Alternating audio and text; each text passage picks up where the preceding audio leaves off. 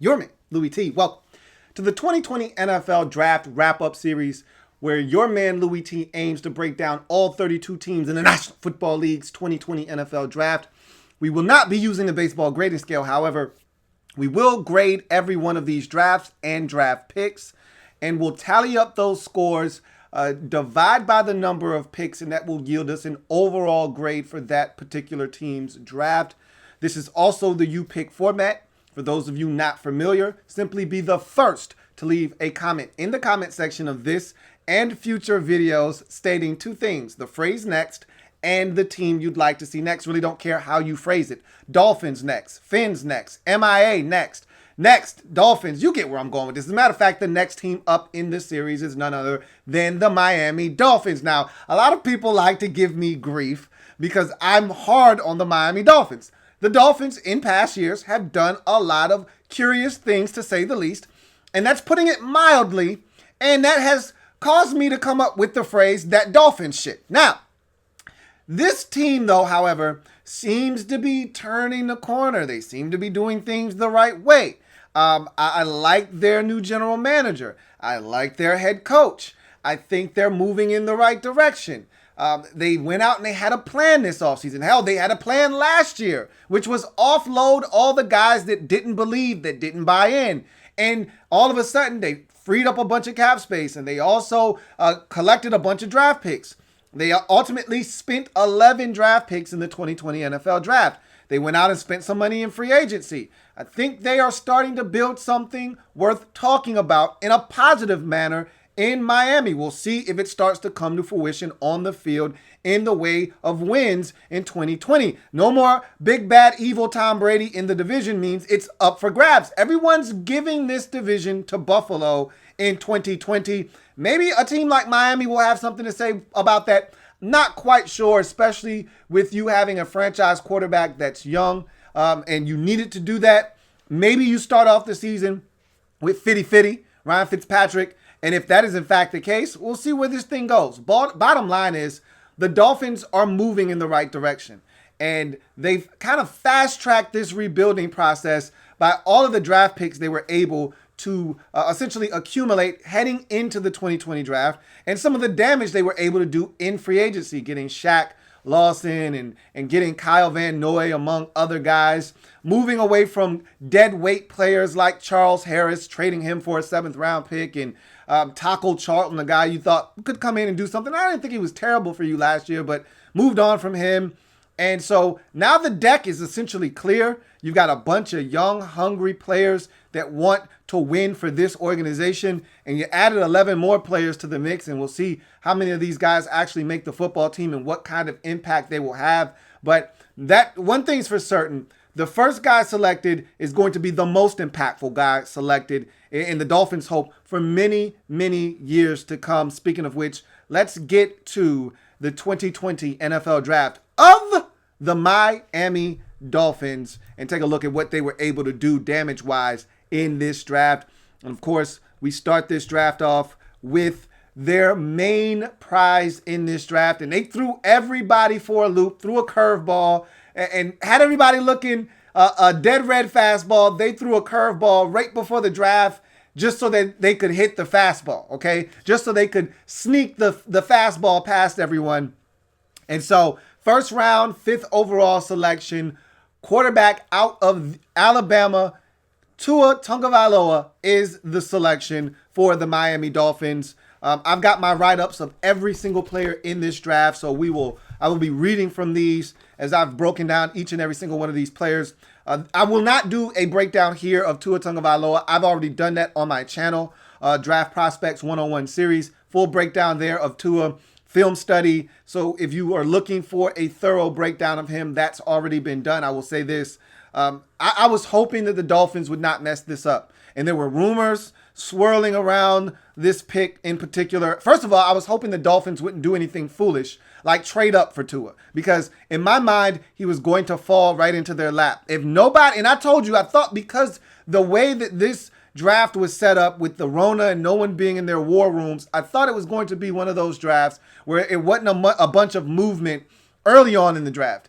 And it wasn't. You know, we didn't see a trade, I don't think, until the mid to the early teens when we got the Buccaneers and the 49ers swapping picks, essentially one pick back for the 49ers to allow the Bucs to come up and get Tristan Wirfs. So there were no trades in the top 10. And I thought that could be a realistic possibility. And even if there were trades, I said, look, Miami, you didn't trade away all of the guys that you did. You didn't trade away Minkah Fitzpatrick, and you didn't trade away all of the guys that you did this past offseason or during the season, for that matter, guys that didn't buy in, guys that didn't want to be there. You didn't trade away all of these players for you to then trade up and give away half of the picks that you traded for to get. So I was like, just stand pat, be patient, and let the draft fall to you. And the Dolphins, for the most part, they did that. And I was proud of them for that. And again, that's why I said I feel like the thing is going in the right direction. Getting Tua, to me, was the right decision. I don't care about the injury history and all of that good jazz. After Joe Burrow, to me, first of all, he's a top 3 pick in this draft, and he went number 5 overall. And the only reason he was he didn't go top 3 is because the second and third teams in the draft didn't need a quarterback. So he, to me, was the second quarterback in this draft, second-rated quarterback. Even if he were healthy, I still would have put Joe Burrow ahead of him. I know a lot of people would have put Tua ahead of him, and that's fine. To me, they were 1A, 1B. I would have taken Joe Burrow just because of the injury stuff. I put Joe Burrow ahead of Tua Tagovailoa comfortably. Had all things been equal, we're not talking about injuries with Tua. I probably still would have put Joe Burrow ahead of him, even though Tua would have had a better body of work. I just think Joe Burrow has some intangibles that I don't think Tua has. Size, obviously, is the biggest thing. Tua's got a much livelier arm, but that's nor here nor there. Bottom line is, I comped him to Mark Brunell. This is a guy that I look at, and I say, if he's healthy, he's the kind of guy that changes the face of a franchise. And I thought you were going to mess it up and take Justin Herbert, who I'm not a huge fan of. And you did the right thing. You did the smart thing. And even if he turns out to be injury prone and doesn't live up to the hype, at least you did it going with the guy that was the most talented. So I love this selection. I think it's the right move by the Dolphins. And this could be the start of something big for the Dolphins. Maybe this is the guy that helps you dominate the division for the next decade plus. Could be. We'll see. But in the first round, 5th overall selection, quarterback out of Alabama, Tua Tagovailoa for me is easily a 5 in this draft. The highest you can get from me. Grades 1 through 5 are given, 5 being the highest, 1 being the lowest. And so 5 for the Tua Tagovailoa pick. This is a no-brainer. The Dolphins did the absolute right thing.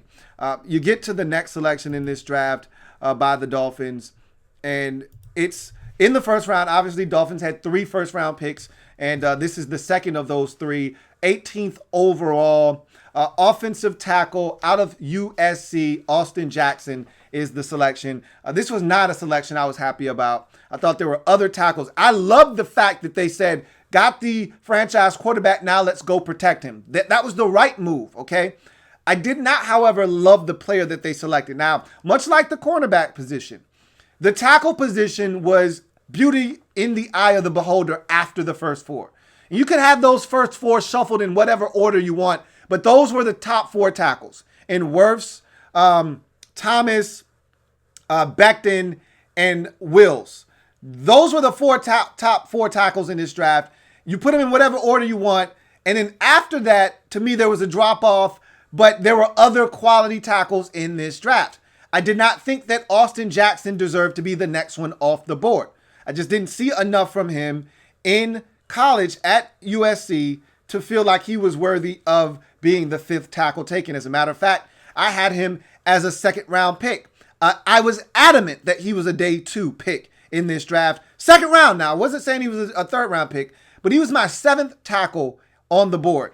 And there were 6 that went off the board in the first round. So had he gone late stages, had you used your final first-round pick, number 30 overall, which you traded back and allowed the 49ers to come up, had you selected, or it might have been Green Bay, I don't remember who you traded with, had you selected him 30th overall, where you ended up taking a corner, I would have been a little bit more open to that selection. But taking him at 18, I thought it was way too early. Let's jump into Austin Jackson. 6'5", 322 pounds, 34-inch arms, 5'07", 40, which tells you he's an athlete, which he is.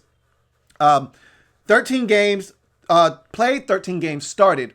at left tackle in 2019. 39 games overall for him, 25 starts at left tackle. So you're talking about a 2-year starter essentially at SC. Strengths, size. Obviously at 6'5", 322 with 34-inch arms, he pretty much checks off all the boxes. Arms could be a little bit longer, but that's nitpicking. I really don't care about that. He's got everything you're looking for in the size department. He survives the bull rush. I'm not saying he's clean, that he anchors down immediately on the bull rush. He survives the bull rush, which means he gives up some ground, but usually he doesn't allow the pocket to fully crumble and at some point sits down and stops that player from driving him into the lap of the quarterback, but it's not always the cleanest with him and the bull rush. Moves well. He's got plus athleticism. That's one of the things that if you were on the plus side of selecting Austin Jackson, that's one of the things you're going to point to is this guy's a tremendous athlete for his size at that particular position. You're looking for guys that move well out in space, that can get out there on the bubble screens, on the wide receiver screens, guys that can get out in front of a screen and be 25 yards down the field and have that kick out block. You're looking for guys that climb easily to the second level. He does all of those things. He moves very, very well. He can mirror defenders. Again, when you talk about athleticism, when you talk about movement skills, he has it in spades. So he didn't have an issue mirroring the guy in front of him. If that guy wants to give him a whole bunch of shoulder moves and wants to dart back and forth, he can stay right in front of him without even laying hands on him. And so he's got really good movement skills. That's not where the problems lie with Austin Jackson. Can climb to the second level, as I mentioned, really good movement skills, plus athleticism. All of these things point to him being able to get to the second level and be an effective blocker there as well. Well-proportioned frame that may be able to add and handle more mass. When you look at his frame, it's somewhat lean. And, it's funny and crazy to actually say that 322 looks lean, but he carries it very well. So that makes you think with his frame, he may be able to put on a few more pounds. Not that he necessarily needs to. I think he needs to put on more muscle. That's more so than anything else. He doesn't need to be 330 just for the sake of being 330. If he gets to 327 and adds on 5 pounds of muscle, that may be all he needs to be a little bit stronger at the point of attack, a little bit more physical when you're talking about the bull rush. But he could stand to gain more weight, but he may not need to. He's already north of 320. So NFL bloodlines, his grandfather played for the Green Bay Packers, so there is that coursing through his veins as well. But you get to his weaknesses, and this is the reason why I was adamant he was a second-round pick and should not have been taken in the first round, or at least not this early in the first round. Sometimes he's slow to transition from his stance to his kick slide. Sometimes he does not get enough depth with his kick slide either. So not only is he sometimes late off the ball, but even when he finally gets off the ball, he's not getting enough depth on his kick slide, so guys are able to beat him around the edge, shorten that corner, and flatten to the quarterback. And that's a problem for me. And, even guys that weren't the most athletically gifted were giving him fits on the edge. It's one thing that if you meet a guy that is a superb athlete that can bend the corner, that you struggle with him. I get it. It happens from time to time. You're not going to be perfect as a tackle. But when guys who are much less athletic than you are able to beat you around the edge or are able to give you work, there is a problem there. And he struggled mightily with A.J. Epineza. You watch him in his final collegiate game in that bowl game versus Iowa, boy, did he get his ass whooped in that game or what. I always harken back to that. And there were other games where he struggled. He struggled with Bradley Anai in the Utah game. Like, There were games where I just watched and I said, man, this guy is not worthy of a first-round selection. Now, I see the upside, and that's probably what the Dolphins are banking on here, but too many times, you can't get beat like that in college and then expect to be even better at the pros when the guys at the pro level are much better than the guys you're seeing in college. So, unless he just gets incrementally better, overnight essentially, I think he's going to struggle a little bit at left tackle. Arm length seems to be an issue. Latch and snatch and the hand slaps seem to give him big-time problems. Now, I talk about arm length all the time and how I really don't care about arm length. People make much to do about nothings to me about arm length. If it's 32 inches, okay, I get it.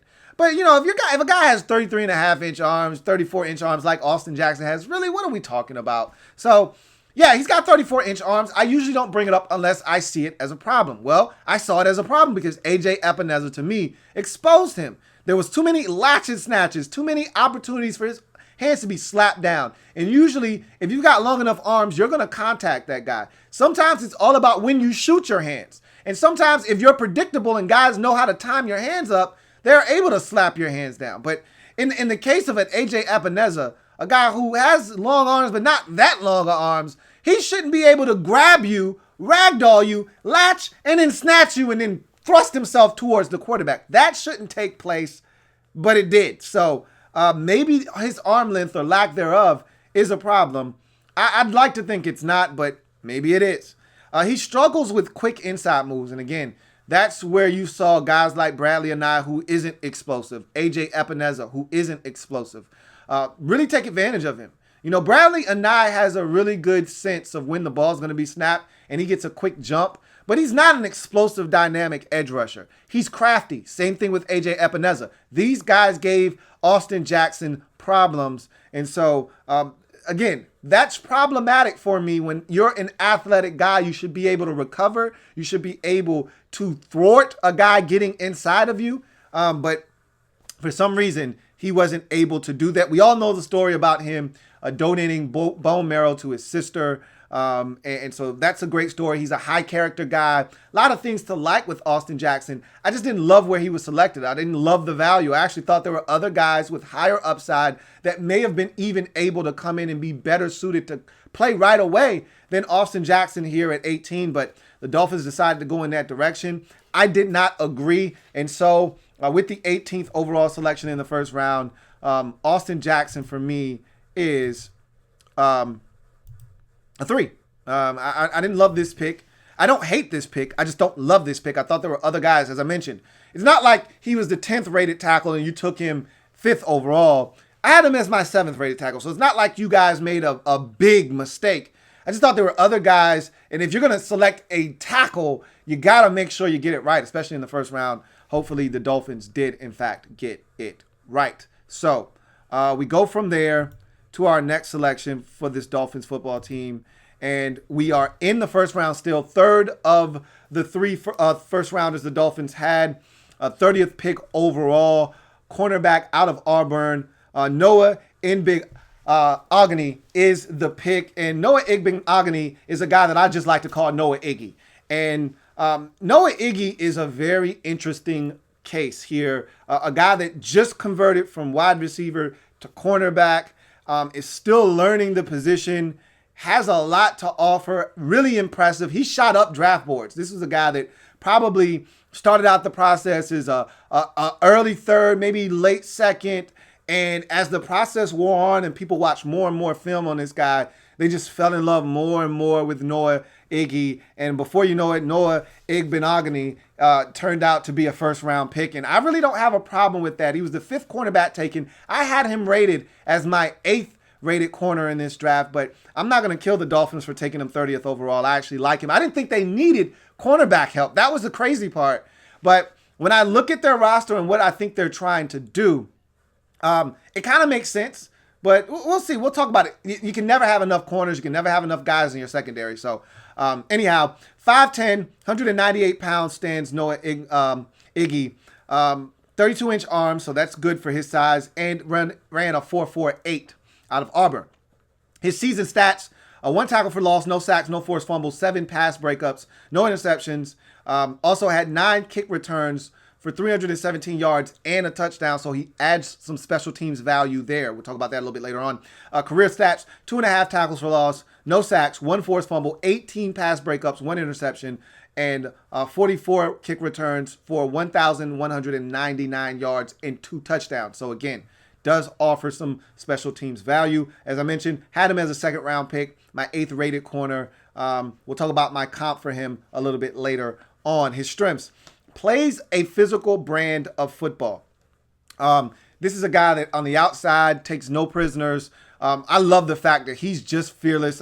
Well, go ahead and lump in the next pro, which is his press man-to-man. I've got him being next three, as a matter of fact. We'll just lump these all together. Plays a physical brand of football. He's a press man-to-man extraordinaire and aggressive at the point of catch. All of these kind of speak to his physicality out on the edge. This is a guy that I love the fact that he's fearless, man. He comes up in the face of the receiver, deletes the airspace, not afraid to come up and let them know that this is what it's going to be all day, bro. If you don't like being jammed, you probably need to go in motion and bump down inside into the slot, because I'm going to lay hands on you early and often. And he's a very physical guy. Fights through blocks on the perimeter to get to the ball carrier. When the ball is in the air at the point of catch, he's raking at arms. He's got very heavy hands too. He's raking at arms and he's raking at the ball and he's slapping down very aggressively. Just a lot of things you like to see from a corner, especially his size, being really feisty on the outside. But that's not the extent of what this guy brings to the table at the cornerback position. He plant and drive capabilities. Love the fact that when he sees it, he's able to stick his foot in the ground and drive on the football, so there's no easy completions underneath. You're going to work for everything you get against Noah Iggy. Anything underneath, slants, comebacks, he's able to plant and stick his foot in the ground and drive on the football. He's going to be there at the point of catch, looking to knock the football away, looking to make a play. I love that in corners. I hate when guys are willing to give up the easy completions underneath. Make it tough. Make it tough. Make that quarterback think twice about picking on your side of the football, or your side of the field, I should say. Plays faster than his time speed with a track background. So this guy has track background written all over him. His mom and dad were both track athletes, high-level track athletes at that. He was a standout track athlete himself in high school, even ran track at Auburn, broke several records in high school. In Alabama. So this is a guy that can run. And that 4.48, I don't think actually does him justice, because when you watch him on the field, he's usually in phase, step for step, with some of the faster receivers in college football. LSU wasn't running by him. Alabama wasn't running by him. And that's another thing, battle tested. This guy saw all of the top level wide receivers in college football. A lot of the best receivers, he saw those guys. And he was right there in their hip pocket during the course of the season. Plays with outstanding balance at the line of scrimmage and beyond. He's a guy that I love his balance. He all of that, beating up the ground and shoulder fakes and, all of that stuff on the release of the line of scrimmage. He ain't going for any of that. You remember when Kobe Bryant was standing right in front of Matt Barnes and he faked the ball in front of his face and Kobe didn't even flinch. He just kept standing in front of him, looking at him. That's kind of Noah Igbinoghene at the line of scrimmage. When these guys are doing all of this, he's not even moving. He's flat-footed. He's standing right there, balanced, ready. As soon as they finally make their move, whether it's inside or they release outside, then he lays hands on them and disrupts their route and turns and runs with them. So a great balance there and down the field. He's a willing tackler, as I mentioned, very physical, is not afraid to mix it up and get in there, throw his hat in that mix. Versatile, can play boundary or the slot. And this is what I was alluding to a little bit earlier when I said, look, this is a guy that has a lot more to offer than just being out on the boundary. He can kick inside and play the slot, and I think that's exactly where the Dolphins see this guy at the next level, because when you go out and you sign Byron Jones, which was your biggest free agent acquisition this offseason, I talked about some of the other ones, but he was the biggest fish that you were able to land and recruit to Miami, and you already have one of the better corners in the league in Xavier Howard. You don't need another boundary corner. You can never go wrong. And let's say, because Xavier Howard seems to be good for a 2 to 3 week stretch where he goes down with something. Whatever the case may be, Noah Igbinoghene can kick out and play boundary corner in that instance. And then you could, kick somebody else down inside like a Bobby McCain if need be. But I think the Dolphins are hoping that now you've got a guy in Noah Iggy that can play the slot. You got two studs on the outside. Now, Bobby McCain and another guy that you drafted this year in Brandon Jones can help you at the safety position. And all of a sudden now, you look at how things are kind of constructed and you feel really good about what you're putting on the football field. So it'll be interesting to see what the Dolphins do in the secondary, but I think the thought process is Noah Iggy is the guy that you're going to slap in the slot and keep it moving, and I think he's ready for that job. We'll see if he is or not. Offers special teams value. I talked about this already briefly, but this is a guy that's dynamic with the football in his hands. 2 kickoff returns for touchdowns in his career. So right away, he can help you in that regard. Not many people are running back kicks these days, but if you get a chance to get your hands on them, the more dynamic guys don't care. 6-7 yards deep. If they get an opportunity, they're going to take it and bring it out. He could be one of those guys at the next level. We will see. His weaknesses, size, obviously at 5'10", 198. Now, if he's playing inside, his size is just fine. As a matter of fact, that's actually a great size for a nickel corner. If he's going to play out wide, then his size becomes a problem. And in today's NFL, you're seeing bigger slot receivers. We're kind of going back in time where slot guys used to be really big. Now we went through a transitional period where Wes Welker was all the rage and Danny Amendola was all the rage, and everyone was looking for one of those smaller, more shiftier slots. And teams are still looking for those guys too. But now you're seeing some teams go with the bigger slot wide receiver, like a Cooper Kupp in L.A. and guys like that can work the middle of the football field, big guys that are shifty enough, but they offer you the size disadvantage against smaller corners. And so if you get a guy in the slot that's big, like a Justin Jefferson, for instance, that was just drafted by the Minnesota Vikings, he's more of a slot wide receiver, but he's right around 6'2". Those kind of guys will give Noah Igbinoghene a little bit of problems because of his size. So that's something to keep in mind. Can be over-aggressive. And you know what? I'll take his over-aggression all the time, over any kind of over-aggression. I'm not a guy that likes corners that don't look for the football. He looks enough for me.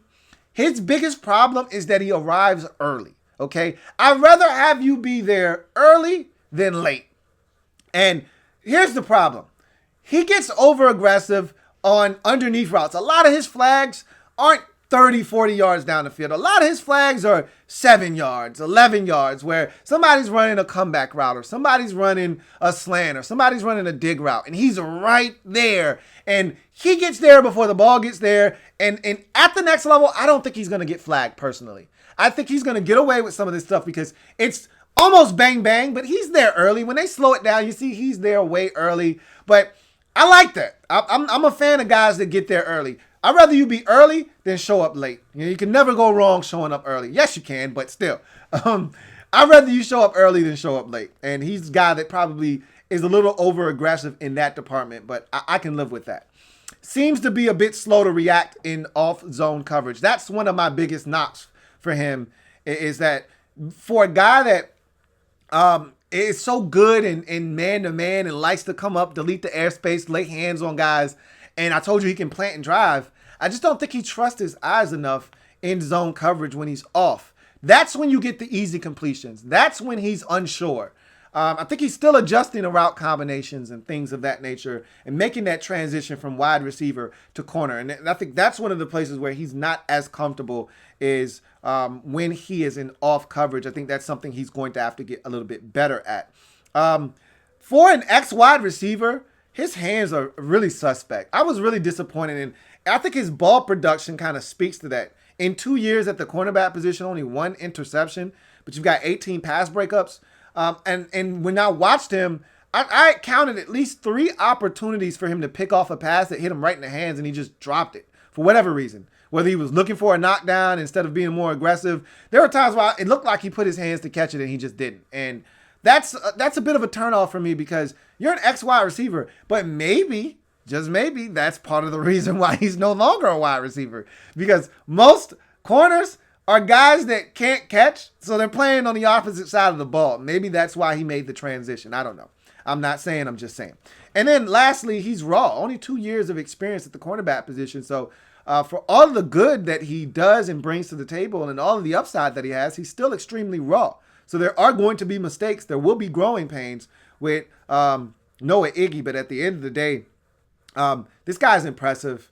I like him. He shot up the draft board. And my comp for him is Tavon Young, another 5'10"-ish, 5'9", 5'10"-ish aggressive corner that can play out wide in the slot, probably better suited for the slot for the Ravens out of Temple, but just a guy that's a nuisance outside at the cornerback position and has played some good ball when he's been healthy in Baltimore. I see the same thing from Noah Igbinoghene. And so in the first round, 30th overall pick, cornerback out of Auburn, Noah Iggy for me is a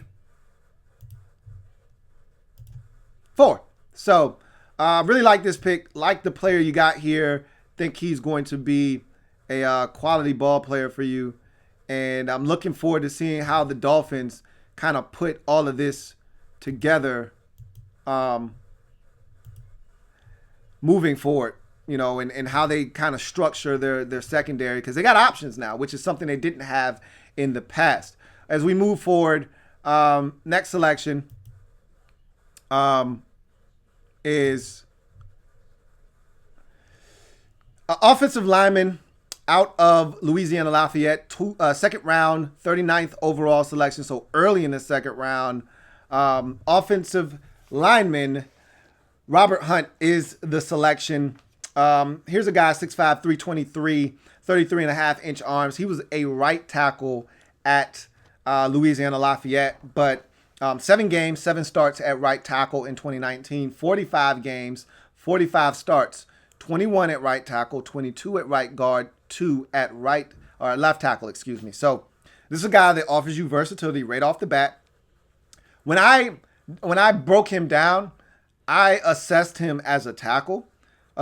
So he was way down the list of my line in terms of tackles, but if you're talking about guard, this may be, and I'm thinking that's what the Dolphins are thinking here, but I don't know what the Dolphins are thinking. I can only assume that they're going to kick him inside the guard, but maybe the Dolphins still have ideas of grandeur of him playing right tackle for them. If this is a tackle pick, I don't like it as much. If he's kicking inside to guard, then I think this could be a more highly rated selection here by the Dolphins. Either way, he's a quality offensive lineman. Let's just start there.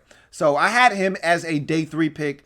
4th round was where I was looking at for him. So it's a little early for me, but again, that's assuming that he was a tackle. If he's a guard, then I think where you selected him is still a little early, but it's not as early as I projected when I looked at him as a tackle. So strengths, well-proportioned frame. When you look at him, he's a solid guy, thick throughout, and that usually bodes well for you at the next level. Physicality. He plays a physical brand of football. Love the fact that in the run game, he generates movement. Speaking of which, that's the next pro, generates movement in the run game and plays with a nasty disposition. I call guys like him IHOP, International House of Pancakes. He's just throwing guys on the ground, and he was so physical. Sometimes you have to take what you're seeing with a grain of salt. He played in the Sun Belt Conference, so not a lot of NFLers across from him as edge rushers coming out of the Sun Belt, but I don't care. Dominate the competition, dominate the guy in front of you, and he did that consistently at Louisiana Lafayette, dumping guys on their skull and then flopping on top of them. Pancake after pancake, man. Felt like I was at IHOP all you can eat, man. A lot of pancakes on film for Robert Hunt. So nasty disposition that he plays with. He's definitely a nasty boy. Nasty boy. He's a nasty boy. You want those along the offensive line and defensive line in the trenches. He's definitely that. He generates movement in the run game. He's one of those guys that takes the line of scrimmage, erases it, and creates a new one 2-3 yards up the field by driving a guy. When he gets on down blocks, he's taking that guy and creating a whole new gap over. And so he's doing human-like work in the run game. Position flexibility, kind of spoke to that when I talked about his 45 starts in his career and how they were distributed all over the place. 21 at right tackle, 22 at right guard, and another 2 at left tackle. So wherever the Dolphins decide he is going to be the best fit, he's going to probably be comfortable there, whether it's right tackle or, in fact, it is guard. I think he's going to be very comfortable wherever they decide to utilize him. Plus athleticism, he's an easy mover. And again, and we're keeping on with that theme with the Dolphins and their offensive linemen. They're looking for guys that are athletes, that can move, that can get out and get up the field in space. He's a guy that would climb to the second level very routinely and create more space for his running back. So this is a guy that has that ability, and then experience is the final pro. 45 starts is a ton of starts at the collegiate level. You're talking about essentially 4 years worth of starting experience at various positions. So Robert Hunt comes probably ready to go right out of the packaging. You stick him in at one of the guard positions and you just let him roll. So from that perspective, again, if he's a guard, I don't have a problem with this pick in the second round. Still a little early for me, but it makes a lot more sense if you're looking at him as a guard. If you're looking at him as a tackle, then I think it's a little bit too early for him, especially with the guys that were still available on the board at the time of this selection. Nonetheless, you get to his weaknesses. Can be over-aggressive in lunge, causing imbalance at times. He's so nasty. He's so physical that he wants to be that guy on every snap. And sometimes you just got to be patient. You know, with offensive linemen, I've always been an advocate for not doing more than you need to on any given snap. Now, if you want to be nasty and you want to exert a little bit more energy to plop down on the guy, I'm all for it. You know, you want to stick a guy's dick in the dirt, sure, knock yourself out. But what I'm talking about is if a guy wants to be a rabbit, and you remember the combine where they had a rabbit and they had an offensive lineman that would just kind of stay in front of him, don't touch him, but the other guy's the rabbit and he's moving around back and forth, you know, trying to keep this guy from staying in front of him. If a defensive lineman, an edge rusher, wants to be a rabbit, he doesn't want to actually come up the field, but he wants to kind of just pussyfoot around and, you know, dance around. Don't do all of that extra stuff. Don't go to him. Stand back, stand your ground, and when he decides he wants to come up the field, then you lay hands on him. Then you bless him, okay? He's one of those guys, he gets impatient. He wants to bless a guy on every single snap. So he's willing to go forward and get off balance and lunge so he can lay hands on a guy. And when you do that, you get yourself into trouble. Sometimes you just got to be patient as an offensive lineman, and I don't think he is. He's over-aggressive because he wants to win every snap so badly, every rep, that he's willing to come out of his stance to go and get a guy, and sometimes that could be detrimental on any given rep. So hand placement needs work. It's all over the place. That's probably my biggest knock for him is he's so frenetic. He's so wild. He's so aggressive that his hands are all over the place. One play, they're in the perfect spot right up under the pads. The next play, they're on top of the pads. The next play, they're up by the face mask. There are a couple of times where I'm like, how the hell did he get away with that? That's straight hands to the face. So he's one of those guys, he's going to have to do a better job of shooting his hands in the proper place, or else he's going to end up with a number of hands to the face penalty and holding penalties as well. Technique has holes that he was able to mask in the Sun Belt Conference. Hand placement, footwork, over-aggressiveness, balance. These are all things I've already touched on. But when you put them together into one package, that's why I had him as a day 3 pick, because there are a lot of things he's going to have to work on.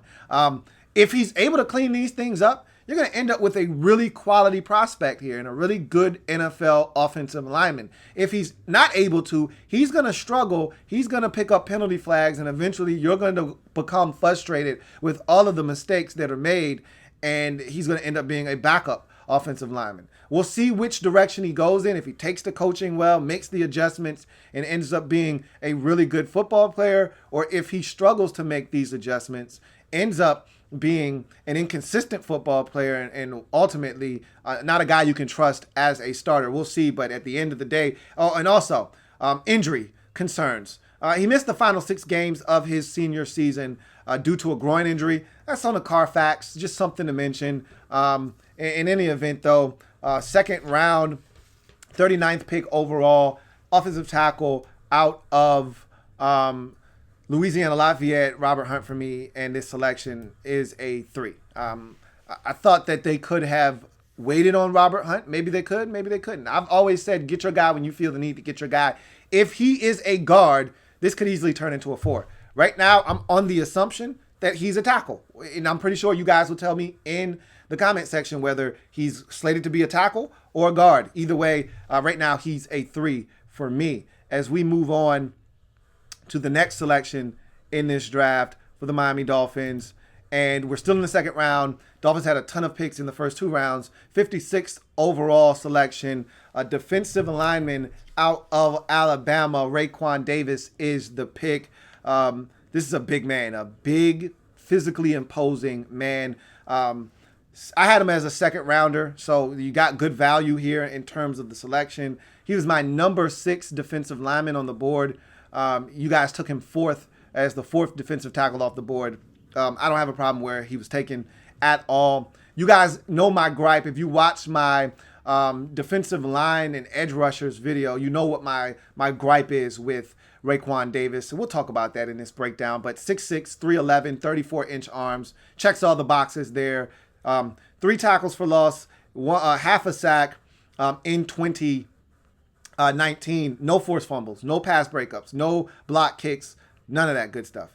In his career, 17 tackles for loss, 11 and a half sacks, 8 and a half of which came in 2017. We'll talk about that a little bit later on. 1 forced fumble, no pass breakups, no block kicks, 1 interception. That also came in 2017. So, I'll tell you what my comp for him is a little bit later on, who my comp is, but strengths, sheer size and physical makeup. This guy looks the part of a NFL beastly defensive tackle. You know, gives you some Calais Campbell type, you know, DeForest Buckner, Eric Armstead type vibes when you see him. Just a huge mountain of a man.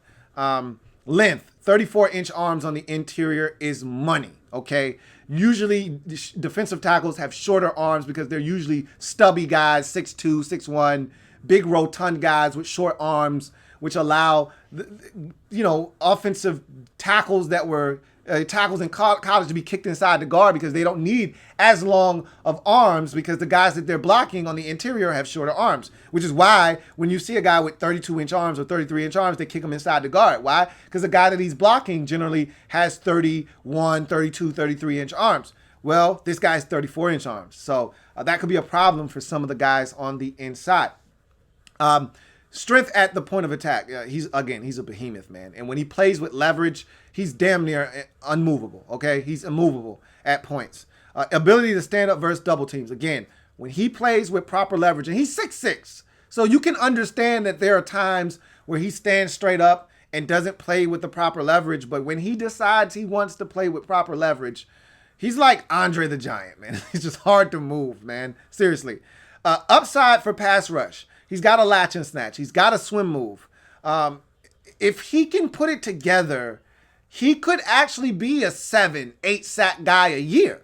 Problem is, he's so damn inconsistent. We'll talk about that a little bit later on. Surprisingly, he plays with outstanding leverage. I talked about that. That's part of the reason why he's hard to move in the run game and eats up double teams is because he plays with really good leverage for a 6'6 dude, which is really shocking. When I watched him, I was expecting, you know, guys to be able to get up under his pads and double teams to be able to move him at least a little bit. He was just a tree trunk in the middle. Like, just stop wasting your time. This guy's not moving anywhere.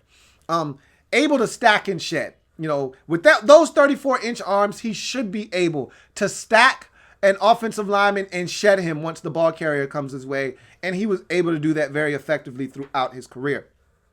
Solid motor and pursuit to the football. One of the guys that hustles a ton. You usually don't have to worry about whether he's going to give you maximum effort while he's on the field. Usually plays until his tank is empty, and I like that. Bulldozer capabilities. When he is locked in and he gets a good rush and he makes up his mind that he's going to bull rush and he gets proper leverage and extends his arms, man, can it get ugly for an interior offensive lineman or what? Saw some guys on skates at times, man. Not pretty. Not pretty at all. Scheme versatility. So this is a guy that offers you the ability to, in an odd front, play as a 5 technique. All right. And even as a nose, he could play the 0 if you want him to, or even a 1, a shaded nose if you wanted him to. In an even front, he's easily a 1 or 3. You know, probably more suited to be a 1, but he could play the 3 tech as well. So, excuse me, this is a guy that offers you scheme versatility. Whatever you're playing, odd, even front, doesn't matter. He can stay on the field, and he can even stay on the field in passing situations. If he gets his act together, I think he could be a dominant force for the Miami Dolphins. But there are some weaknesses here, and there's some questions that I have. And this is the biggest one. I could forget everything else about him. I'm not. I'm going to talk about it, but this is the main thing I have with him. What happened after 2017, man? Like, had he come out after his 2017 season, which he wasn't eligible to do, he was a sophomore in 2017. But had he come out after that 2017 campaign, this guy would have been a top 10 pick. All right. He was Eric Armstead. He was DeForest Buckner after 2017. Everybody looked at this guy like he's the next big thing on the interior of the defensive line. And in that season, he had 8.5 sacks. He had the interception. Remember that ridiculous run in the postseason he had? And we all remember the game he had against Georgia, like 2 or 3 sacks, an interception in that game. They couldn't block him. They had no answer for him. And he after 2017, he disappeared. He fell off the face of the earth in terms of production. I told you he had a half a sack last year and 3 tackles for loss. I mean, he had 8.5 in 17. He had 3 for the rest of his career. So what happened after 2017? All right. Too much talent, not enough production. And that kind of speaks to 2017 and what happened after that. I just need answers. What the hell happened? Maybe there wasn't enough talent around him. I beg to differ. It's Alabama, okay? If you're dominant, then dominate. And I just don't know what happened to him after 2017. Has to use the length more, not just as a rusher, but for PBUs. How is it that you're 6'6" with 34-inch arms and you have never batted down a pass in your career? Like, that is mind-boggling. That is insane. There are guys with 31-inch arms that bat down passes. You're not getting to the quarterback. You know you're not getting to the quarterback. The least you can do is put your damn hands up. Like, if there's nothing else that he should be able to do consistently, it's knock passes down. He's 6'6" with 34-inch arms. There's no excuse for that. That's ridiculous. That's asinine. No quick twitch whatsoever. He's a big guy, but he's not twitchy. But for his size, he moves well. Okay, so let's not get it twisted. But he's not twitchy. You know. Is maturity an issue? There were rumors about his maturity level at Alabama. I don't know that to be true or not. I can't confirm nor deny that. I'm just telling you what I heard from other people. I don't know if that's an issue or not, but I can tell you this much. He didn't maximize his potential at Alabama. And my question is, what Raekwon Davis are you getting? Are you getting the Raekwon Davis from 2017? Because if you are, this is a 5. Okay, in the second round, this is a steal. If you're getting the Raekwon Davis from every other year but 2017, then it is what I've rated this. And my comp for him is DeForest Buckner. Like, he has that kind of talent to be a havoc-wreaking, game-changing defensive tackle if he puts it all together. If you get 2017 Raekwon Davis, you got DeForest Buckner in the second round. Remember, the 49ers had to spend a top 5 pick on DeForest Buckner. You're getting him in the second round if he goes back to 2017 form. If not, then in the second round, 56th overall, you got 3. And that's okay too, because he's still going to be solid for you. You're just not getting a game changer if you're getting the Raekwon Davis that we've seen of late. So that's the real question. What Raekwon Davis are you going to get? But we move on to the next selection in this draft for the Miami Dolphins. And you know what? Third round, 70th pick overall. Defensive back out of Texas, Brandon Jones is the selection. This is a guy that I really like. I really like Brandon Jones. And let me get my act together. And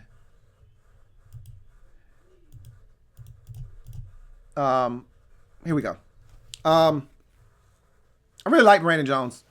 5'11", 198 out of Texas. Now, I wasn't able to track down a 40 time on him. Didn't run one at the combine. Might have had one at his pro day. I don't know if they actually had Texas pro day before the Rona hit. So I put down in my notes anywhere from 4.51 to 4.57 is the range that I have him in at the 40. it wouldn't shock me if he was a 4.49 guy, but I think he's probably more like a 4.52 if I had to guess. If I had to nail down a time, I'd say 4.52 or so. But anyhow, 4.5 tackles for loss, 1 sack, 1 forced fumble, 4 PBUs, 2 interceptions. So he's kind of filling up the stat sheet, doing a little bit of everything. 14 tackles for loss, 1 sack, 2 forced fumbles, 7 pass breakups, 4 interceptions, 2 block kicks in his career. So this is a guy that offers you some versatility here.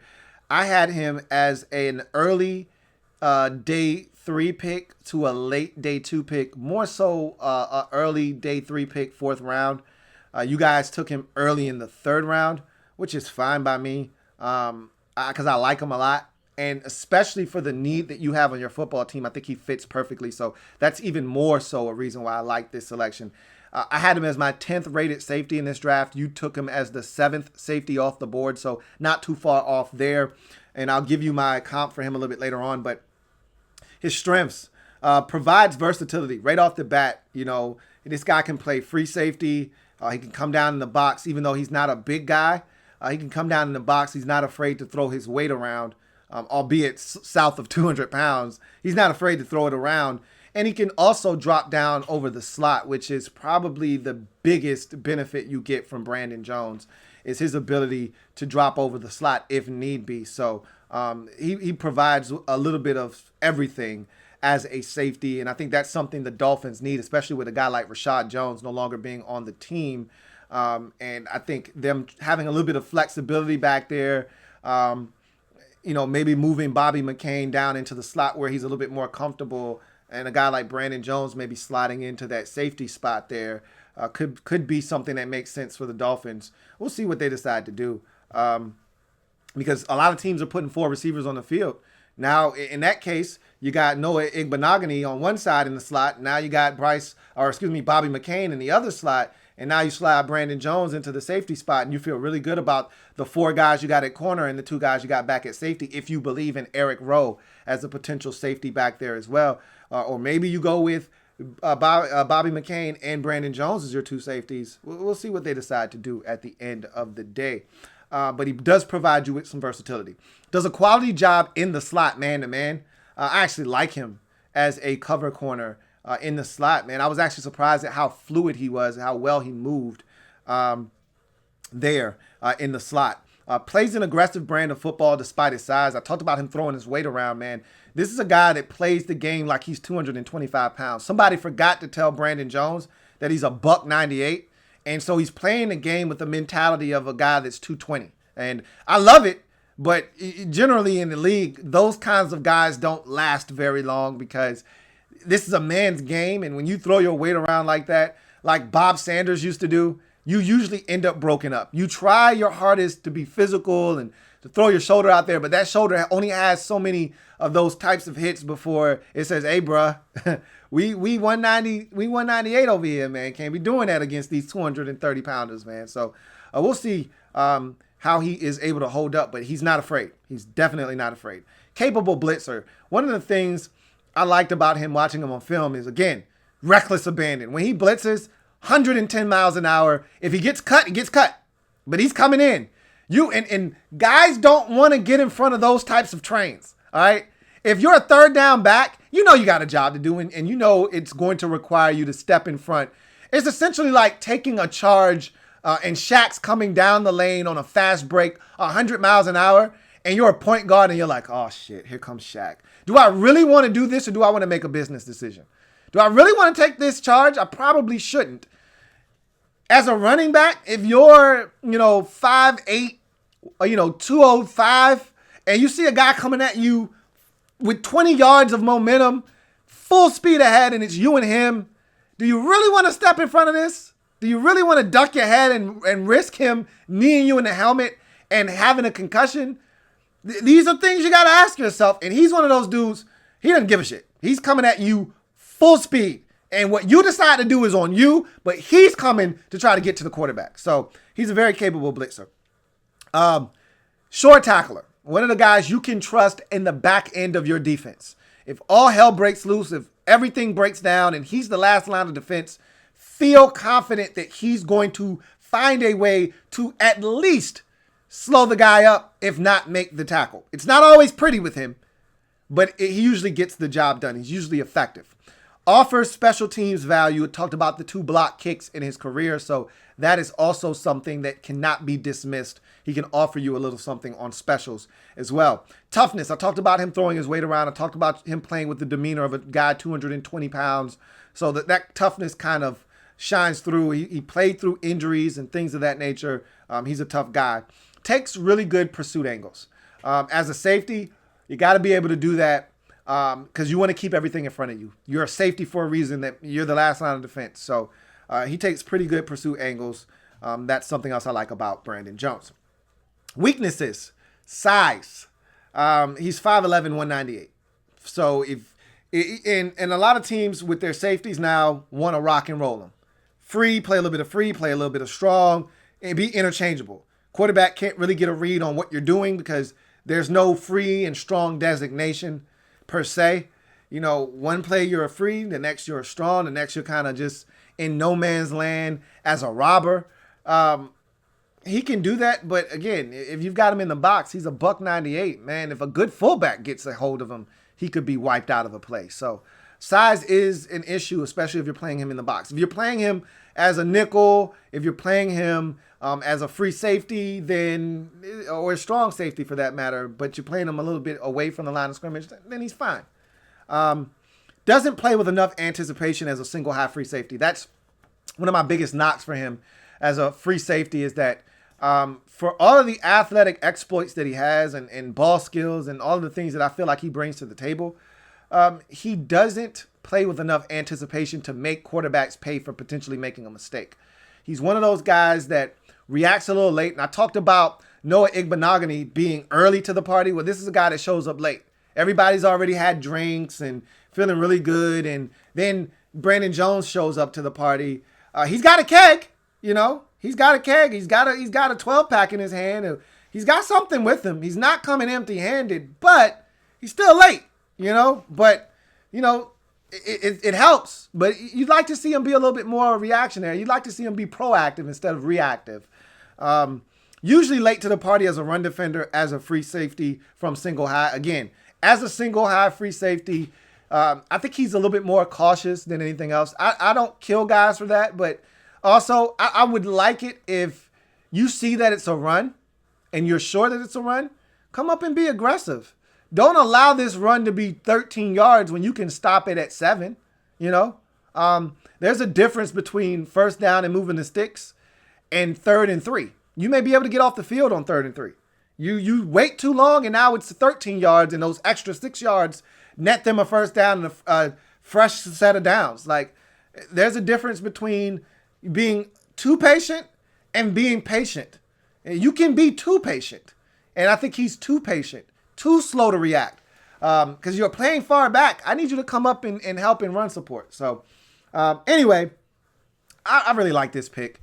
And I think I already showed you guys my hand on this one. But for me, Brandon Jones in the 3rd round, 70th overall pick is a 4, man. I really like him. And I like the fit for him in Miami with this Dolphins football team. I think it's going to be a really good fit for him and what the Dolphins are going to ask him to do schematically. So we move on to the next pick for this Miami Dolphins football team. 4th round, 111th pick overall. Offensive lineman out of Georgia, Solomon Kindley is the selection. 6'3", 337 pounds, 32-inch arms. Started 11 of 13 games at left guard in 2019. Played in 40 games in his career, 32 of them starts, 21 at right guard, 11 at left guard. So this is a guy that is a guard through and through. Big wide body, all right, is the first strength. When you're 6'3", 337, you're a big man. So that's the first thing that jumps off the screen at you, is that this guy is a big offensive guard. There were 3 offensive linemen drafted from Georgia's offensive line this year, so they were very prolific up front. Of the 3, to me, he was the lesser of the 3. And you'll hear that in my breakdown. He's definitely a nasty boy. Nasty boy. He's a nasty boy. He's physical, man. Plays until the whistle on every snap. one of these guys that'll piss you off. If you're a defensive lineman, he's just constantly on you. He's constantly being physical with you. You've given up on the play. He hasn't. So he's pushing you around and you're like, man, get the hell off me, man. So he's one of those guys. He fights to get to backside cutoffs, usually unsuccessfully, but he fights his ass off to try and get there. I can't knock him for that. Does a solid job of staying on blocks once he engages. He doesn't have a problem once he gets to the guy and blocks him. His problem is actually getting to that guy to block him. All right.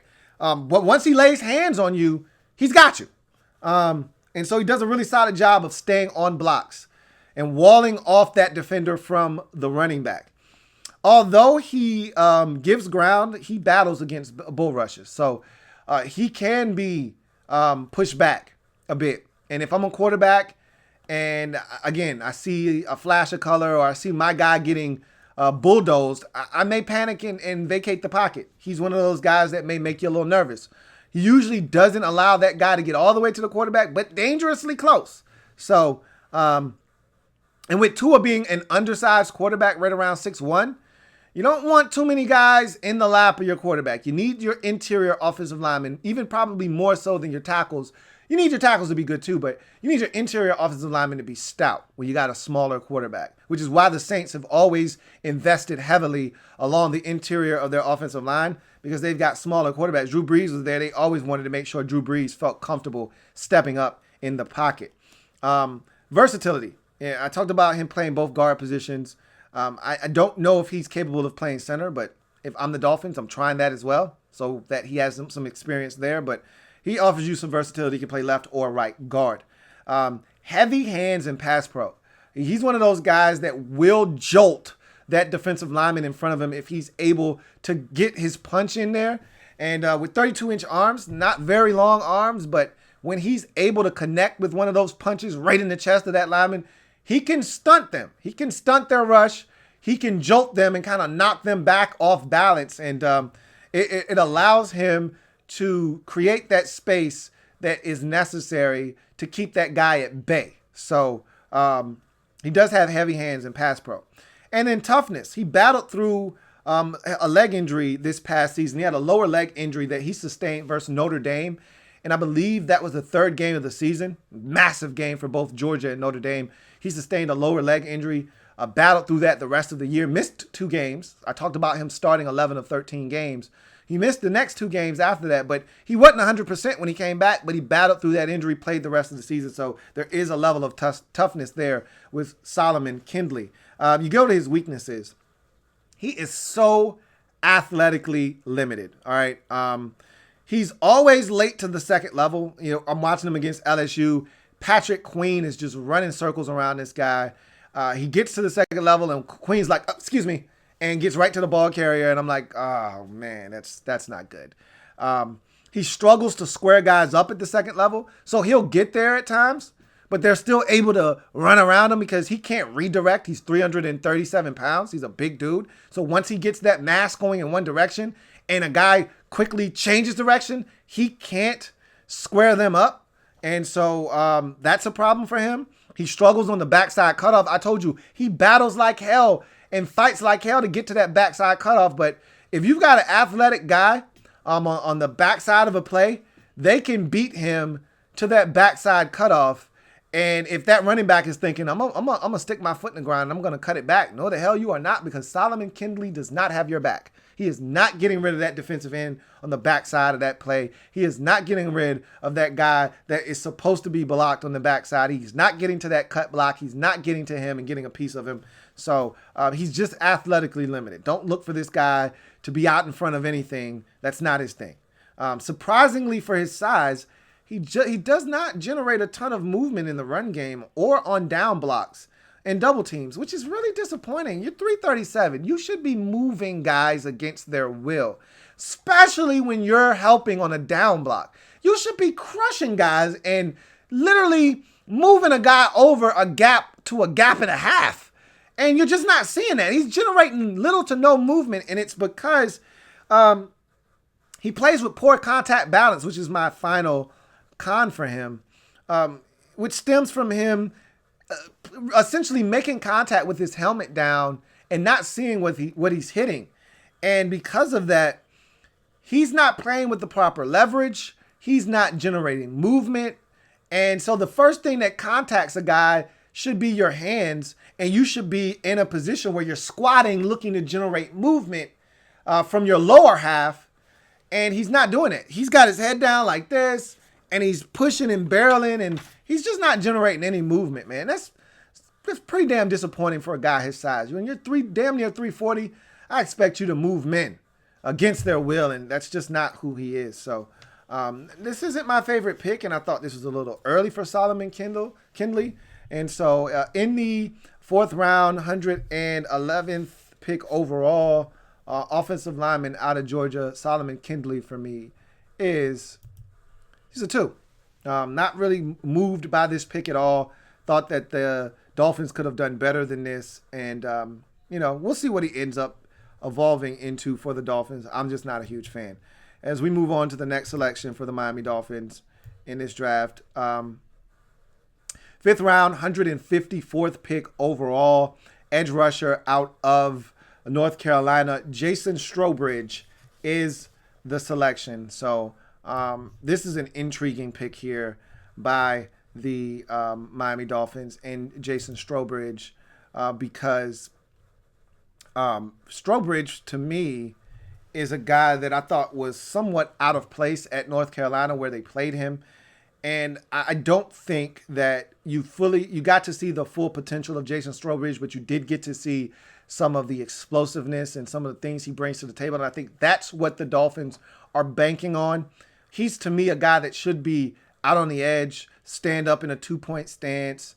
And I don't even know if he's comfortable doing that. Maybe he is, maybe he isn't. But I think that he's a guy that at 275, they used to kick inside. They reduced him inside. He'd be over the guard. Like, that's not where he's supposed to be, and so it was a little odd watching him on tape sometimes.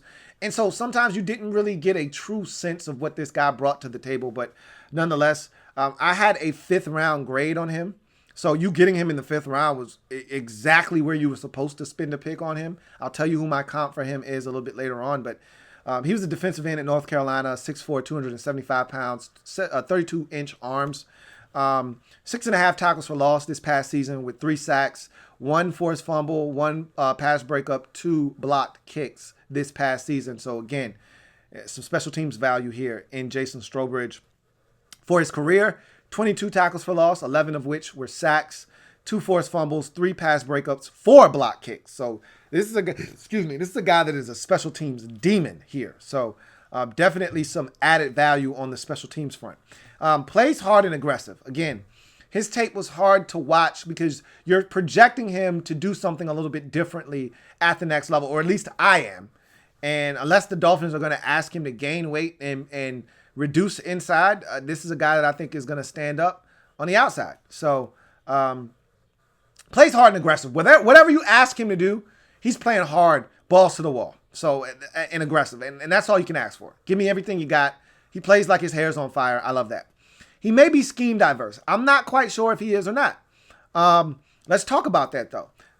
Well put together, and his frame that may be able to add more mass or subtract depending on the ask. If you're asking him to add to his frame, then you're thinking that he's going to be a 5 technique potentially in an odd front. Or maybe you reduce him inside on obvious passing situations and have him rush there like he did at North Carolina. If you're asking him to subtract mass and maybe 275 is a little bit heavier than you'd like him to be, and so you say, hey, Jason, let's get you down to 267, get you a little bit more spry and athletically flexible, and let's get you to stand up in a 2-point stance as an edge rusher. Or, maybe you ask him to put his hand in the dirt. Either way, as a defensive end, I think he's a guy that can be a little bit versatile for you. So I see that from him. Add special teams value. 4 block kicks throughout his career, as I mentioned before. That's tremendous. Those are the kind of guys you're looking for in the 3rd, 4th, 5th, 6th, 7th round. Guys that also add special teams value. Jason Strowbridge definitely brings that to the table. And he plays with some explosiveness too, as well. Weaknesses. He's a tweener. All right. Played a ton inside and seemed overwhelmed at times. Like, I thought they just played him out of place. He didn't complain. He did whatever they asked him to do. He was a team guy, but he's not skilled enough and too slow to be explosive as an even front rusher. So you didn't see the explosiveness you wanted to see. Some of that might have been because he was bogged down on the inside. And he's not skilled enough. There weren't secondary rushes. He didn't use his hands. He pretty much was using a bull rush, and if that didn't work, it didn't work. And then he's not big enough to be in an odd front right now. So he's kind of in the middle. What are the Dolphins going to ask him to do? Lose weight? Gain weight? We'll see. No pass rush plan whatsoever, which is worsened by his limited moves. So the fact that he's not using a speed rush out on the outside and then off of the speed rush spinning, or off the speed rush crossover, or off that speed rush a quick swim move. Like, because there are no moves in his toolbox, there are no moves in his Rolodex, the fact that he isn't really giving it much thought makes it even worse. Because even if you only got 2 moves, if they're really effective, you're good if you set it up. But he doesn't even have that. He's not thinking about it. He's got a long way to go.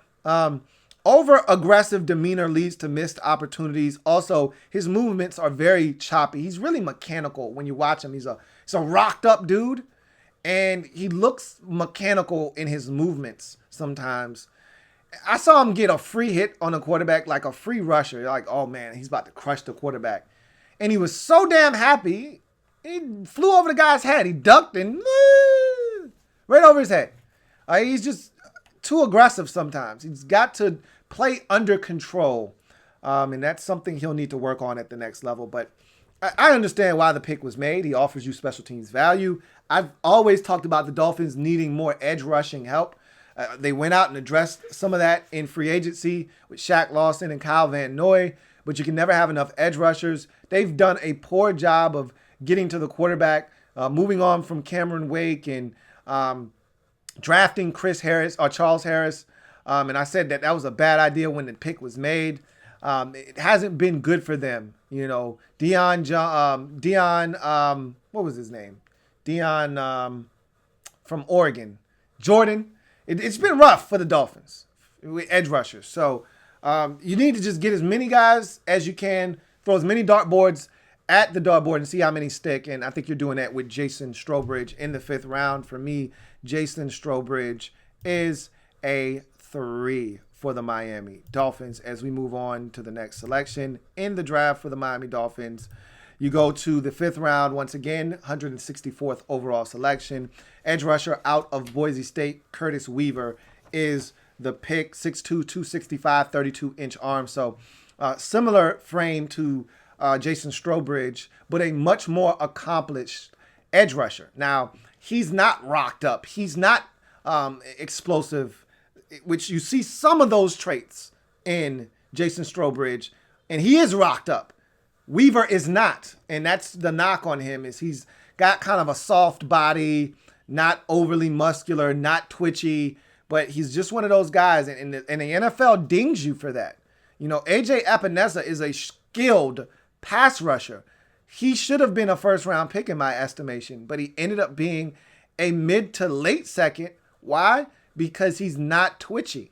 And so I think Curtis Weaver kind of fell into that same mold. Not twitchy, got a soft body, doesn't do enough in the run game, and all of a sudden, you get a guy that could ultimately be a really good pass rusher for you here in the 5th round. We'll see if his production converts over to the NFL. 18 and a half tackles for loss, 13 and a half of which were sacks, 1 forced fumble, 3 pass breakups, and an interception in 2019, which landed him the Mountain West Conference Defensive Player of the Year, along with all first-team Mountain West and all second-team AP All-American. So a lot of accolades coming the way of Curtis Weaver in his final year in Boise. 46 and a half tackles for loss, 34 of which were sacks, 3 forced fumbles, 6 pass breakups, and 2 interceptions. So this is a guy that had a very, very pronounced career, very decorated, put up some numbers. Will they translate? One of the big questions for him. I had a 5th-round grade on him, so again, same thing with Jason Strowbridge, excuse me. Solid value here, in terms of where you got him. Outstanding hand usage. He uses his hands extremely well. He has to. He's not explosive. He's not dynamic. But he knows how to use his hands. He knows when to use his hands. And look, I've always said, it's great if you've got explosiveness. It's even better if you know how to use your hands with your explosiveness. But if you have nothing else, I'd much rather have a guy that knows how to use his hands than a guy that's explosive. If you know how to use your hands, you're going to win at the next level. And Curtis Weaver knows how to win. Now, you've got to be able to set guys up, and you've got to be able to threaten them and get them thinking, because as an edge rusher, half of the battle is mental. And I think he kind of has that down pat, Quick, decisive feet that are in sync with his hand usage to win inside or out. When you watch him, it's just quick. His hands and then his feet. And boom, he's by that tackle. Whether that's inside or outside, it's really impressive because when you watch him, it's like, damn, he's almost moving in slow motion. But because his hand usage is so good, that tackle goes to punch, boom, hands are down. Now he's around him with quick feet. Or hands are down, now he's inside before that guy can even react and try to recover. And now he's on his way to the quarterback. So hand usage with quick feet, both in sync with one another, both in unison, makes for a guy that can get to the quarterback. And that's what you saw from Curtis Weaver. Plays under control with a plan. Like, again, he's not moving at rapid speed. Like Jason Strowbridge, he's OC. He's out of control. And Curtis Weaver's the direct opposite. It's like they were trying to figure out which one's going to fit best. We'll take a guy that plays frenetic with his hair on fire, and then we'll take a guy that plays under control with hand usage and isn't rocked up, isn't twitchy, and just knows how to get to the quarterback, and we'll figure out which one fits better in our scheme.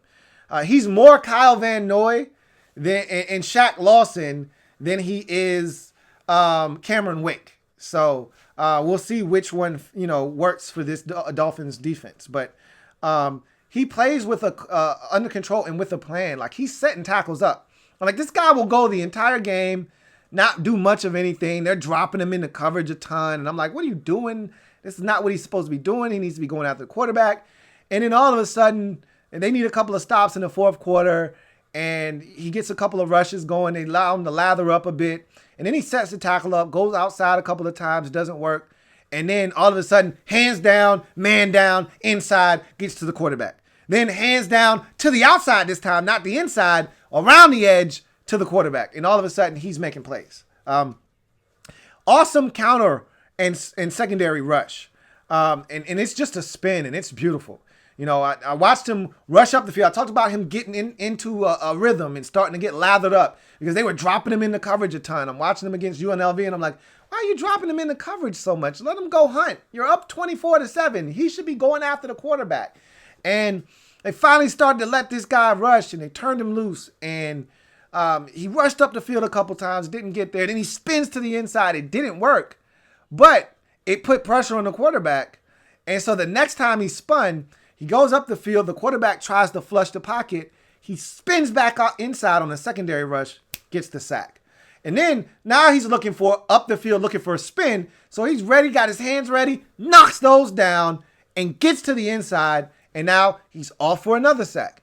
And then he gets a third sack. Same deal. He's looking for the spin, knocks his hands down. This time he goes outside around him, gets to the quarterback. So he's got some counter moves. He's got a spin. And again, you don't need much in this league. If you've got a couple of moves and you can mix them up, get that tackle thinking, guessing, you got him. He's got a couple of moves. Above average agility and movement skills. For a guy that's not twitchy, once he gets by you, he's by you. Once he knocks your hands down, you're usually not recovering because he's agile enough to slip inside very quickly. And I talked about his hands and his feet being synced up. So once he knocks your hands down, boom, his feet are ready to react. And he's inside of you, and it's quick, man. So he's got above average agility and movement skills for a guy his size. Not horrible dropping into coverage. He's not great either, okay? I don't hate it. I'm not mad at him, but I'm not glad at him either. I would prefer him to be going after the quarterback, not dropping at a 45-degree angle into a hook zone. He's not as comfortable doing that, but he can. Tremendous collegiate production. I've already went through 34 sacks in his career. That's insane. 13 and a half of them this past season. So he's getting to the quarterback. He's affecting the game in more than just one way. 3 forced fumbles in his career, 6 pass breakups. So he's doing a lot of different things and 2 interceptions to boot. So tremendous production. Can it translate? Let's talk about that. Weaknesses. Lacks the explosive and twitchiness that wins at the NFL level and gets coaches excited. Look, that's not who he is. And he'll never be that. But he knows how to win. He knows how to get to the quarterback. Let's see if it translates at the next level. Can be more impactful as a run defender, making tackles and spilling runs back inside. So that's one of the things that I thought, when you look at his numbers overall, like his tackles for loss, 18 and a half of them, but 13 and a half of them were sacks. Only 5 behind the line of scrimmage. For a guy that's that dominant of a pass rusher, you should be able to impact the game as a run defender as well, and that's just not what he was doing. When I watched him on tape, he was somewhat lethargic in the run game, almost like he was passive-aggressive in the run game, and I think he could be more impactful. I think that's another reason he got pegged and knocked down on some people's draft boards, just not enough production in the run game. And then you can run outside of him. If a guy gets a piece of him, he's supposed to be spilling that run back inside. And guys bounce it outside on him routinely, and he doesn't have the speed to then go and track you down on the outside. You can turn the corner on Curtis Weaver. So what he needs to do is set a more physical edge and have that outside shoulder free so that if a guy wants to test you, you can then string him out. Maybe you may not catch him, but you'll string him out until the cavalry arrives. And instead of that being a 6-yard gain around the corner, it's a 1 or a 2-yard gain because you strung it out. His motor runs hot and cold sometimes. Like, as a backside defender, his pursuit isn't always what you would like it to be. And in the run game, he's lackadaisical to me sometimes. I just don't really know if he's trying to preserve his energy to rush after the quarterback or what. I try not to really kill guys for conserving energy if you're one of those guys that your team looks to you to play, 95% of the snaps. You rarely come off the field. I get it. You got to conserve energy on certain plays, but his motor doesn't remain hot. And then not an ideal body type. He's not very muscular at all. So I think that's something else that the scouts killed him for. Kind of a soft body. Whatever. If he can get to the quarterback, I could really care less about what kind of body type he has. But at the end of the day, 5th round pick, 164th overall. I liken him to Trey Hendrickson out of Florida Atlantic about 3 years ago or so in the draft. The Saints took him, and stand-up outside backer, has been solid in the league. A lot of the same qualities here that you see with Weaver, and we'll see if he's able to translate and carve out a niche for himself at the next level. But for me, Curtis Weaver, much like Jason Strowbridge, for me, is a 3 in this draft. We move right along to the next player in this Dolphins draft, 6th round, 185th pick overall. Long snapper out of LSU, Blake Ferguson is the pick. Look, not much here for me to break down. Obviously, he's a long snapper. I got one prerequisite for any specialist that you take in the draft. Simple as that. And it's just don't pick them before the 5th round. 5th round or later. You want to take a specialist? Knock yourself out. 5th, 6th, 7th round. I got no problems with it. I'd prefer it to be the 6th or the 7th round. You took him in the 6th round. I got no qualms or issues with this whatsoever. You need a long snapper. They're important. You draft a guy. His brother is already in the league. He was drafted by the Buffalo Bills a couple of years ago. He and his brother have combined to be the long snapper for the LSU Tigers for the last 8 years. His brother was the long snapper for 4 years. He comes right after his brother and is the long snapper for the next 4 years. So it's in his genes. It's in his bloodlines. That's what they do in the Ferguson family. They long snap. And I got no problems with this pick at all. You need a long snapper. You get a long snapper. At the end of the day, You didn't do anything outlandish here with the pick. And this is how good LSU was. All right. LSU was so damn good this year that even the long snapper is getting selected as the Dolphins make Blake Ferguson in the 6th round a number 2 for me in this draft. And finally, we wrap up this Dolphins draft here with a selection that's really intriguing. In the 7th round, 246th overall, wide receiver out of Navy, Malcolm Perry is the selection. 5'9", $186, ran a 4.63 at the combine. And this is a guy that played quarterback at Navy the last 2 years. But before that, he was like a wingback / receiver. So I went back and watched him when he was in a different capacity other than quarterback, which he had to go all the way back to 2017 for. Also watched him in 2019 against Army, which was just exhilarating because he had 300 rushing yards in that game, which goes to show you a little bit of his quickness and his ability to make people miss in space. So there's a lot here with him. I like him. We'll see if he is able to make the conversion or not. Career stats, season stats, 295 rushes for 2,017 yards and 21 touchdowns in 13 games. So those are astronomical numbers from a quarterback. He was a running quarterback, as you know. In his career, 614 rushes for 4,359 yards, which is insane. 40 touchdowns rushing in 41 games. So those are just cartoonish numbers. Also had 22 catches for 470 yards and 3 touchdowns in his career as well. So a little versatility there. I'll give you my comp for him a little bit later on, but what the Dolphins probably see him as. Strengths, fantastic agility and vision. When he's a runner, when he has the ball in his hands, tremendous agility. Makes guys miss out in space, sees the whole entire field, able to make cuts, get out to greener pastures and patches of grass that are unoccupied.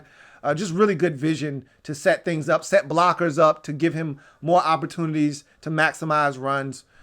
Elite toughness and fearlessness. This is a guy that's south of a $190, yet this guy had 295 rushes. And, there were probably about 40 of these that ended with him sliding or running out of bounds. But the vast majority of these, about 250 of these, ended in him getting crunched by 2 defenders, okay? Like, he's not running out of bounds. He's not sliding on every run. He was essentially a running back, all right? Like 3rd and 4, he's running it up in there in the C gap, in the B gap. He's taking off and he's taking on 2 defenders. One's a linebacker, the other's a safety. Like, this guy was fearless, man. And he's really tough. You got to be tough to be a $190, or in his case, a $186, and getting hit 295 times essentially.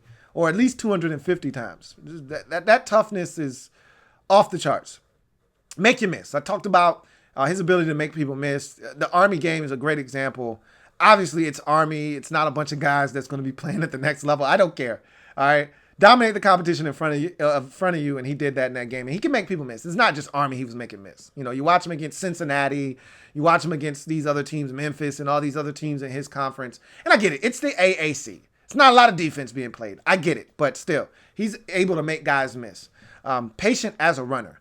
I talked about him setting up blocks and allowing things to develop. He has a real knack and feel for allowing things to develop and then cutting off of blocks and things of that nature. Versatility. I shouldn't have to explain this to you because that's part of the reason he's selected here. Instead of being a PFA, he gets selected in the 7th round because of his versatility. You want to try a trick play? Malcolm Perry is the man for the job. You want a guy with versatility that can run it out of the backfield? Malcolm Perry is the man for the job. You want a guy that can run and catch it out of the slot? Malcolm Perry is the guy for the job. I mean, you got a quarterback, running back, wide receiver, / slot guy, and a kick returner. So all of these things this guy brings to the table. So the versatility off the charts. He's gritty, smart, and high character. Just a guy that's willing to do whatever it takes. Those are the kind of guys you want on your football team. Those are the guys that you need to make up the back end of your roster. And this is a guy that's dying for a chance to make it at the NFL level. So I like all of those things from Malcolm Perry. And then finally, ridiculous collegiate production. I read off the numbers to you. Staggering numbers. I mean, this guy was the AAC Offensive Player of the Year. He finished second in the nation in rushing. Not as a running back. He's a quarterback. And yet he finished second in the nation in rushing and tied for third in the nation in terms of rushing touchdowns with 21. So the guy put up ridiculous numbers in 2019. Weaknesses. He's a small, undersized, framed guy. I don't have to tell you that. He's 5'9", $186. But that hasn't stopped him before. I don't think it's going to stop him now. We'll have to adjust on the fly to essentially what is going to be a brand new position for him. That is the thing that is ultimately going to be his undoing if he does not succeed at the NFL level, is that he is going to be, for all intents and purposes, learning a brand new position. He was never a wide receiver at Navy. He was a wingback. They moved him around. He did catch passes, but he was never in the slot running routes, learning the route tree and understanding how to get in and out of breaks and how to set guys up and how to win at the stem of a route. He didn't do any of that. So he's going to have to learn from scratch, essentially, at the next level. He lacks elite home run hitting speed. He's a 4.63 guy. That's not his thing, but neither was Wes Welker, an elite dynamic speed guy, and it turned out pretty okay for him. So can he fully transition to the NFL as a wide receiver, gadget guy, and special teams fiend? He's going to have to be a fiend on special teams because in order for him to make it, it's not going to be just good enough that he ends up being able to play a little bit of a slot for you. He's going to have to do a bunch of stuff. He's going to have to be dynamic as a gadget guy. So if you decide you want to run a trick play, he's going to have to come in and do that with a great efficiency. You know, whether you decide, all right, I'm going to toss him the ball and he's going to run it 2 times. And then on the 3rd time I toss it to him, he's going to throw a pass. You know, he's got to be able to do that effectively. You know, you got to be able to move this guy around and use him as a chess piece. He's in the slot one play. He's in the backfield. He's running wildcat one play. And then in the same vein, he's got to be able to run down, cover kicks, cover punts, maybe return a kickoff or 2. He's got to be able to do a little bit of everything if he wants to make this football team. And I think above all else, he's got to be able to learn how to play wide receiver. I think that's going to be his calling card. For me, my comp for him is Wes Welker. You know, Wes Welker had, of course, a much more prolific career at Texas Tech coming into the league as a wide receiver, but Wes Welker was 5'9". Wes Welker was a $180, 5 or so. Wes Welker was shifty, just like Malcolm Perry is. Wes Welker was a 4.65 40 guy. He's a 4.63 guy. So there are a lot of similarities here. The only difference is Wes Welker was a receiver by trade. Malcolm Perry is not. He's going to have to learn how to become a wide receiver. But if he's able to get that down pat, I see a lot of the same characteristics and traits that I saw in Wes Welker. And Wes Welker was tough as nails. So is Malcolm Perry. So in the 7th round, 246th overall selection, the Dolphins have a 2 in wide receiver Malcolm Perry to round out their draft. And so for the Dolphins complete draft, I thought it was a really solid haul by the Dolphins. Tally up their scores. It equals out to a 34. You divide by the number of picks, 11, and it nets you a 3.09, which if you look down in the description of this video, I've got a breakdown of the grading scale. That amounts to a B- on the grading scale. So not a bad haul for a team with 11 picks in this draft that's building their roster from the ground up. You couple what they did in free agency with what they did in the draft, and if Tua Tagovailoa is the guy that we all project him to be at the next level and he's able to stay healthy, most importantly, this Dolphins team could turn this thing around a lot sooner than people are giving them credit for.